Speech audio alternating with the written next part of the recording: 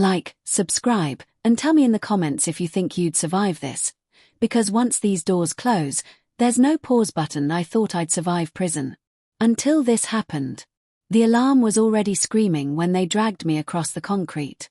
Red lights flashed against steel bars, boots thundered down the tier, and someone was shouting my name like it was a death sentence. I hadn't run. I hadn't fought. I was standing exactly where I'd been told to stand. And somehow, that made it worse. 3 hours earlier, I'd believed prison was something you could endure if you stayed quiet and kept your head down. I walked through intake with that belief stitched tightly into my chest. The air smelled like bleach and old sweat. Guards barked orders without looking at faces. Men stared like they were counting how many days it would take before you cracked. I told myself I wasn't afraid. I'd seen documentaries. I knew the rules. Or at least, I thought I did. My cell was a narrow concrete box with a bunk bolted to the wall and scratches carved into the paint, names, dates, warnings. My cellmate didn't ask my name. He didn't need to. He only said one thing, low and flat, watch where you sit. That should have been my first clue. The block ran on routines that never appeared in any handbook. Breakfast trays moved hand to hand in silence. Benches in the common area were claimed without words. Even eye contact felt like a question you didn't want answered. I stayed on the edges, counting steps, listening more than speaking. For a while, it worked. No trouble. No threats. Just the constant pressure, like a weight on your lungs. Then, during rec, I made the mistake. The bench was empty. At least, it looked empty. I sat down, opened a book, and felt the air change. Conversations stopped. A shadow fell across the page. Someone laughed, not loud, not friendly. When I looked up, 3 men were standing there, calm as if they were about to ask for the time. One of them leaned close enough that I could smell coffee on his breath. "You don't sit there," he said. I stood immediately, apologizing, heart hammering. They didn't respond. They just watched me walk away, like the decision had already been made.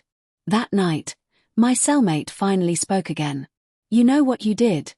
he asked. Before I could answer, the alarms erupted. Guards flooded the block. And when they searched the cells, they found something hidden under my mattress, something that wasn't mine. And that's when I realized prison doesn't punish mistakes. It punishes weakness. If you think this story was intense, you're not ready for the next one. Hit subscribe so you don't miss it. They pulled me out of the cell in cuffs, the metal biting into my wrists as if it already knew I was guilty.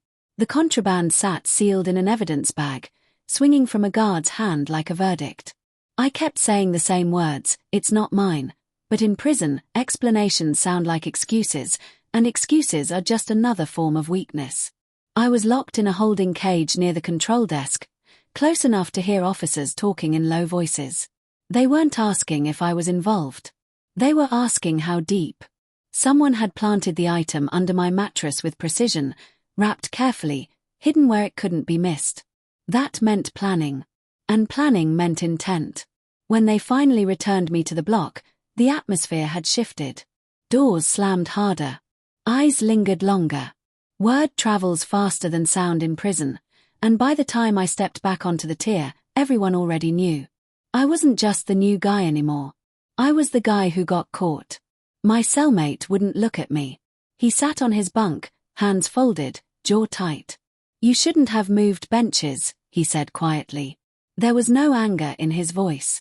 Just finality. That was when I started to understand the truth. Prison wasn't chaos. It was order, just not the kind written down. Every space belonged to someone. Every action sent a signal. Sitting on that bench had marked me as either ignorant or disrespectful. Planting the contraband finished the message. I'd been tested, and I'd failed. Over the next few days, things began to disappear. First, my hygiene kit. Then my extra food.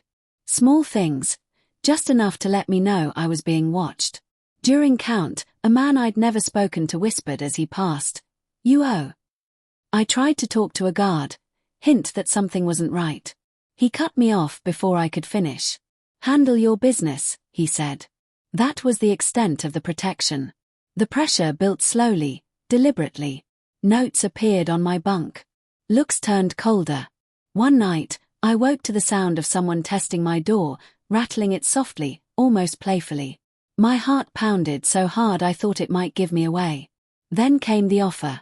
In the shower room, steam hanging thick in the air, one of the men from the bench incident stepped beside me. "You want this to stop?" he asked. "Do something for us." I knew, in that moment, there were only two choices in prison. You become useful, or you become an example. I didn't answer him in the shower. I couldn't. The words felt dangerous, like stepping onto thin ice. He smiled anyway, like he already knew the outcome. In prison, silence isn't neutral. It's a delay. The next morning, my name was scratched out on the meal list. No tray. No explanation.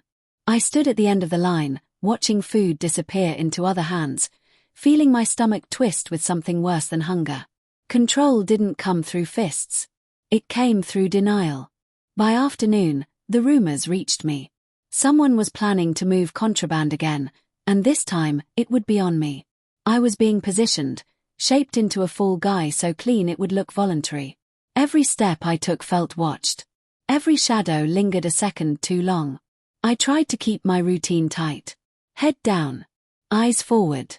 But prison notices fear the way blood draws sharks. In the yard, a man bumped my shoulder hard enough to spin me around. He didn't apologize. He just stared, daring me to react. I didn't. The laughter that followed was worse than a punch. That night, my cellmate finally broke. "They already decided," he whispered, voice shaking. "You can't say no forever. They don't need you alive. Just compliant." Sleep became impossible. Every sound felt like a warning.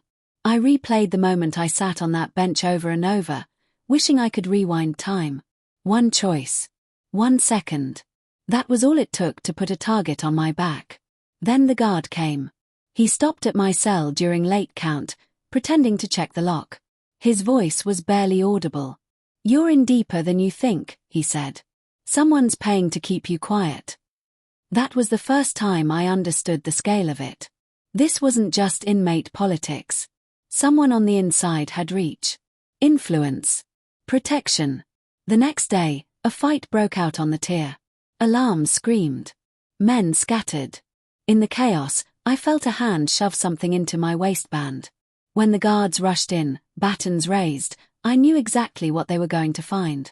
As they slammed me to the floor, cuffing my hands behind my back, I locked eyes with the man from the bench. He gave a small nod, almost respectful. I thought I'd hit bottom when I was framed the first time. I was wrong. Because as they dragged me toward segregation, I heard one of the guards say my name, and this time there was no confusion in his voice. Only certainty.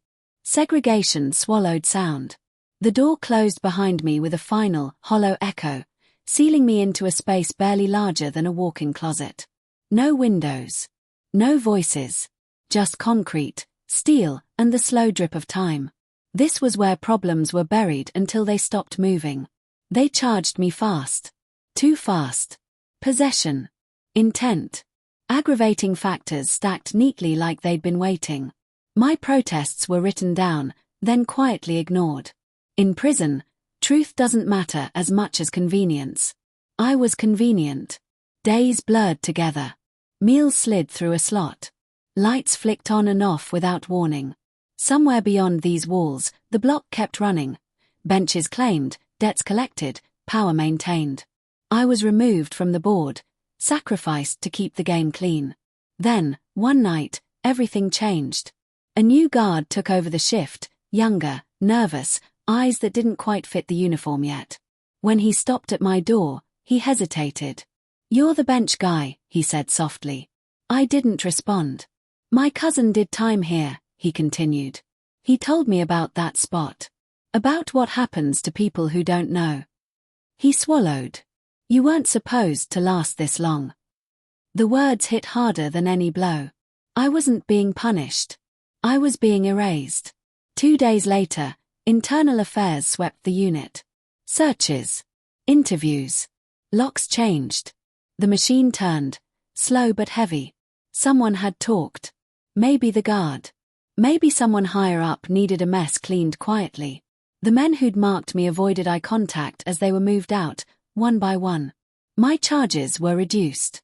Not dismissed. Reduced. Enough to keep the story intact. When I was released back into general population, the bench was gone. Bolted to the floor, removed entirely. Like it had never existed. No one bothered me after that. Not because I was respected, but because I was a reminder. Proof of what happens when you stumble into rules no one explains. I served the rest of my time in silence, counting days, memorizing faces I'd never speak to again. When I finally walked out, the sky felt too big. Freedom didn't feel like relief.